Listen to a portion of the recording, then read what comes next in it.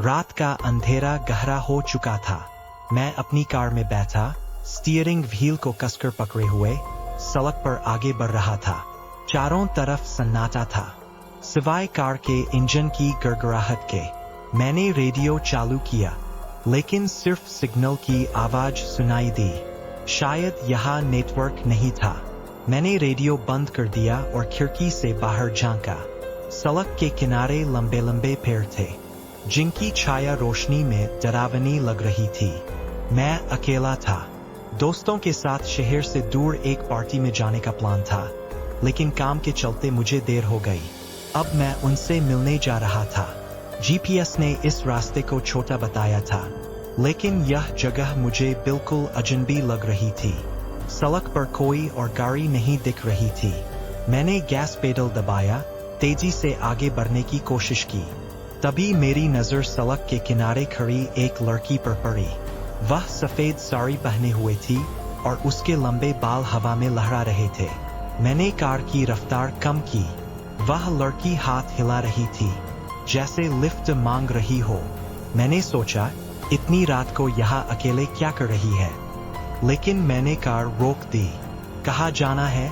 मैंने पूछा। वह लड़की धीरे से कार के पास आई। उसका चेहरा पीला था और आंखें बिल्कुल सूनी। उसने बस इतना कहा, आगे। मैंने उसे कार में बैठने का इशारा किया। वह पीछे की सीट पर बैठ गई।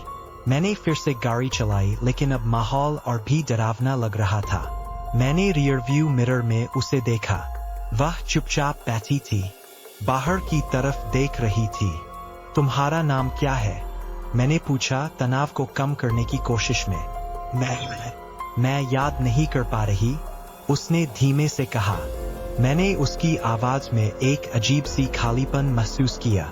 मैंने फिर से मिरर में देखा और मेरा दिल धड़कना बंद हो गया। सीट पर कोई नहीं था। मैंने तुरंत कार रोक दी और पीछे मुड़कर देखा। सीट खाली थी। मैंने दरवाजा खोला, लेकिन वहां कोई नहीं था। मैंने चारों तरफ देखा, लेकिन वह लड़की गायब हो चुकी थी। मैंने खुद को समझाया कि शायद मैं थकान के कारण कुछ गलत देख रहा हूँ।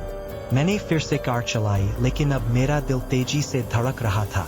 कुछ ही मिनटों बाद मैंने सड़क के किनारे एक पुराने चर्च का निशान देखा। वहां एक बोर्ड लगा था, जिस पर लिखा था, यहाँ 20 साल पहले एक लड़की की हत्या हुई थी। उसका नाम अनामिका था। मैंने सोचा, शायद यह सिर्फ एक संयोग है। लेकिन तभी मैंने कार के पीछे से एक आवाज सुनी, वही लड़की की आवाज। धन्यवाद मुझे घर पहुंचाने के लिए। मैंने तेजी से कार चलाई और जल्द ही मैंने अपने दोस्तों की गाड़ी देखी। वे मेरा इंतजार कर रहे थे। मैंने उन्हें सब कुछ बताया, लेकिन वे मेरी बात पर हंसने लगे। तुम सपना देख रहे हो, उनमें से एक ने कहा। लेकिन जब हम सब कार से उतरे तो मैंने अपनी कार की पिछली सीट पर एक सफेद साड़ी का टुकड़ा देखा। वह वही साड़ी थी जो उस लड़की ने पहनी थी। मैंने उसे उठाया और तभी मेरे हाथ में एक नोट मिला। उस पर लिखा था, अनामिका। मैंने चारों तरफ देखा, लेकिन वह लड़की कहीं नहीं थी।